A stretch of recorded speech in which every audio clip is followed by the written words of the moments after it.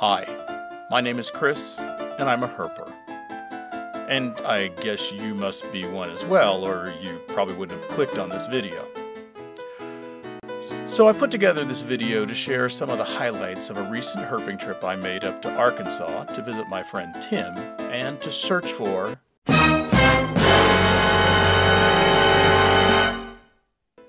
the elusive American toad.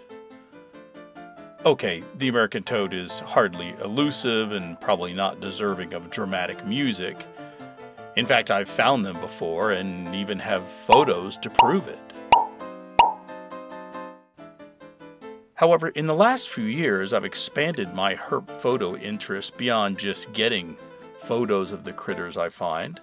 And now I try to get photos of the critters doing something, like in the case of frogs, I like to get photos of them calling. Or even better yet, videos of them calling.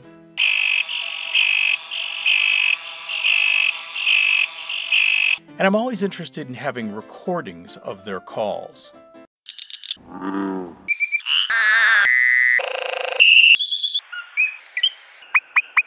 Now I know some of you are thinking, American toad? I trip over those in my backyard every day. But I live in the great state of Texas, and in most of the state of Texas, this species is completely absent. So in order for me to find one, I had to make a 2,000-mile round trip. And this video is going to share some of the adventures I had along the way. Turns out Tim was a very gracious host and even provided a new species for me to photograph right as I pulled into the place he lived. That first afternoon, we set out to an area near Little Rock. It was an area of flooded forest with some clearings between the woodlands.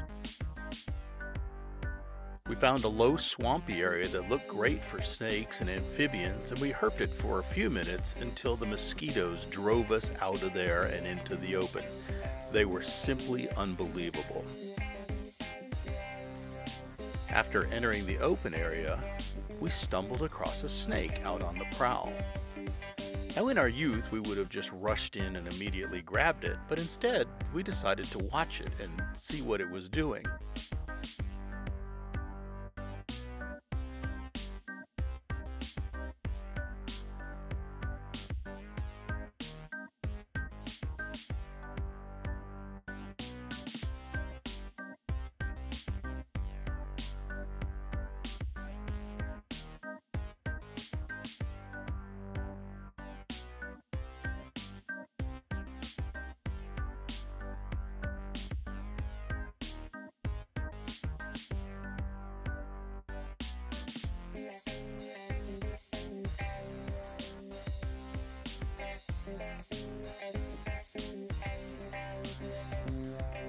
While we watched, the snake crawled across the little clearing and stopped over near a sandy berm and began poking its head down under the leaves like it was hunting for something.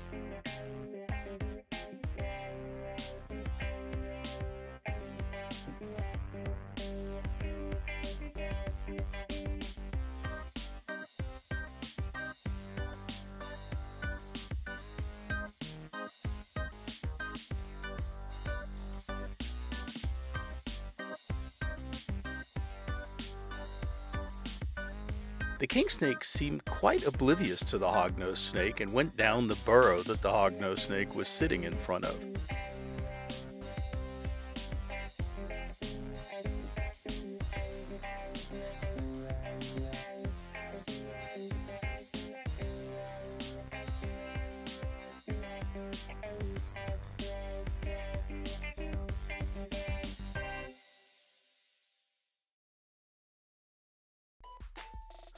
A few seconds later, it reappeared. Oh my God.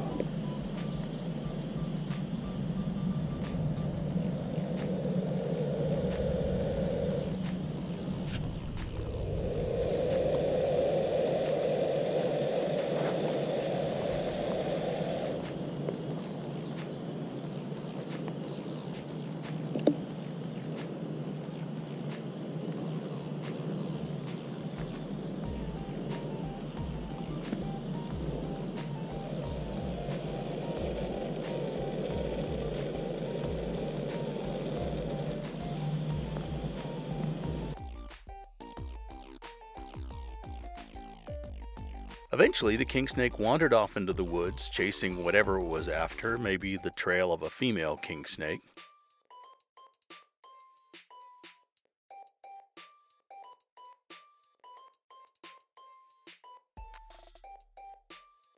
I went back to get a closer look at the big hog. It appeared to be a gravid female who was looking for a place to lay her eggs. Good thing she wasn't caught in the act, or the king snake would have certainly eaten them.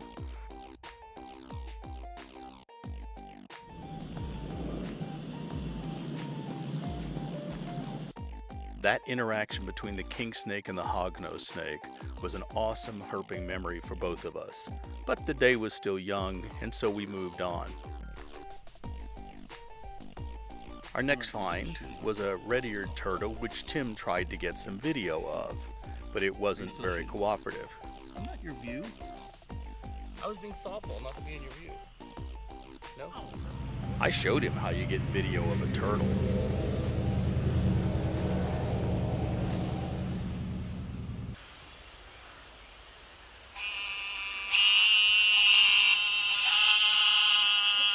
We then spent a few minutes recording some eastern narrowmouth toads calling from a flooded grassy area, and then got back on the road. As we pulled out, we came upon a broad-headed skink upside down on the road. I decided to flip it over for a citizen science photo, and when I flipped it over, I realized it wasn't dead, but only stunned. So we moved it off the road, and Tim filmed it while it recovered and crawled off into the underbrush to live another day.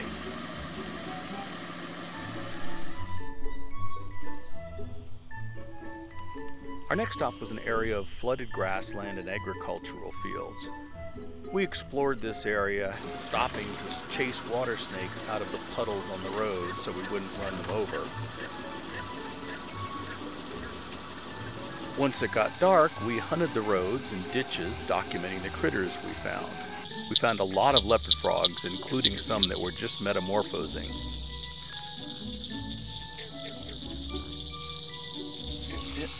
And we weren't the only ones hunting the ditches. The ditches were full of water snakes hunting for fish and frogs. Probably the same one. We realized that it was too late in the year to get calling American toads in this area, so we decided to head west and up into the hills to see if they were still calling.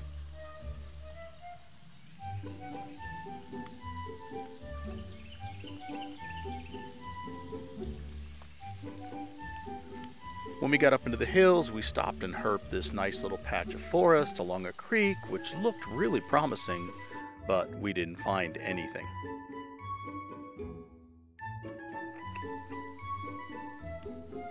A little further along, as we explored, we found this nice little roadside pond, which we investigated by day, and then again by night.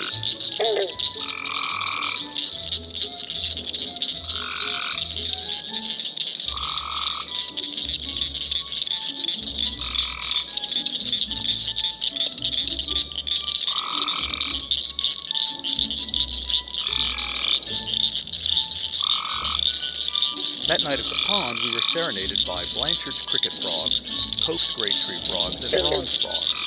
Tim tried to get some video of the frogs calling, but failed.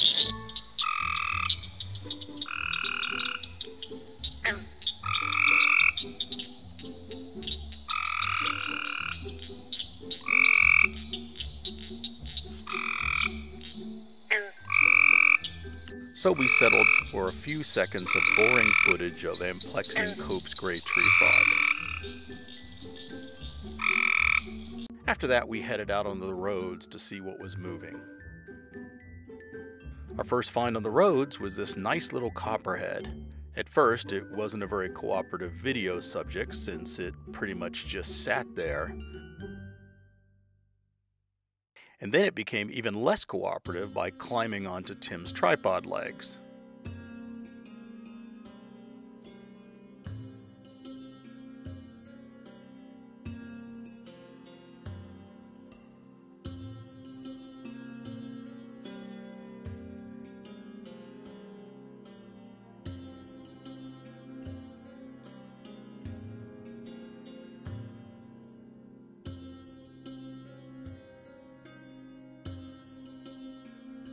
We eventually tired of trying to get any significant footage of this beautiful snake, and we moved on.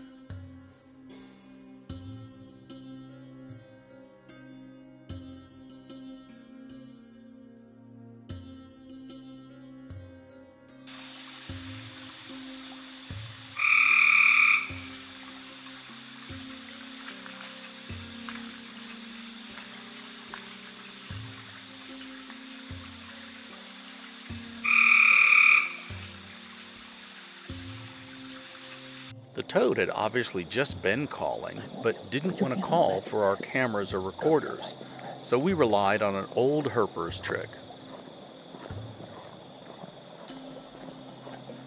Like all good herpers, we always travel with a copy of Lang Elliott's Frogs and Toads of North America recordings, so we showed him how. American toad, Bufo americana.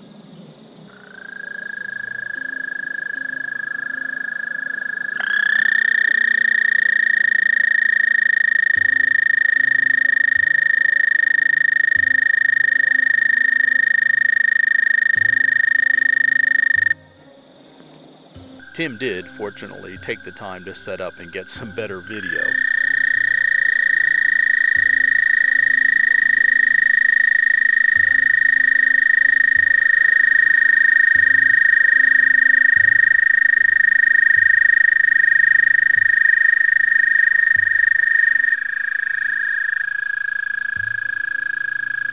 There were only a couple of American toads calling in the area that night, but it seemed to have paid off on previous nights.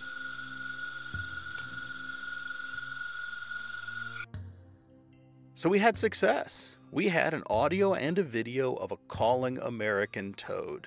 The next morning, Tim said he knew a place we could add one more really neat herp to our trip list, so we headed back east towards Little Rock. When we got back, we stopped for a while in a gorgeous area of lowland swamp forest. We were hoping for a canebrake or something like that, but we settled for these two marbled salamanders.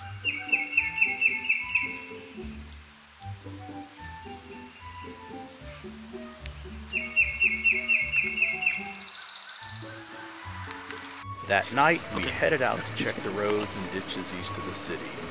We found a few snakes on the road, including this inquisitive broad-banded water snake.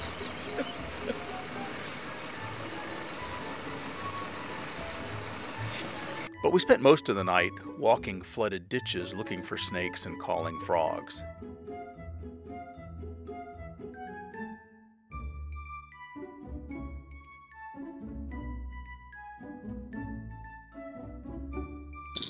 I set up my camera to try to get this bullfrog calling, until I realized it was probably a female.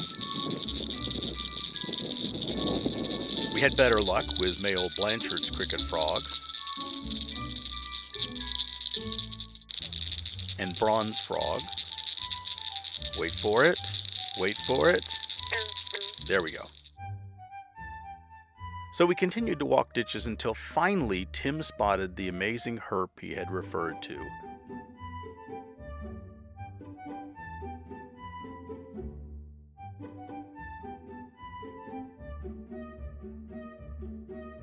A three-toed amphiuma. We watched and filmed it as it sat there with just a few inches of its eel-like body protruding from its burrow.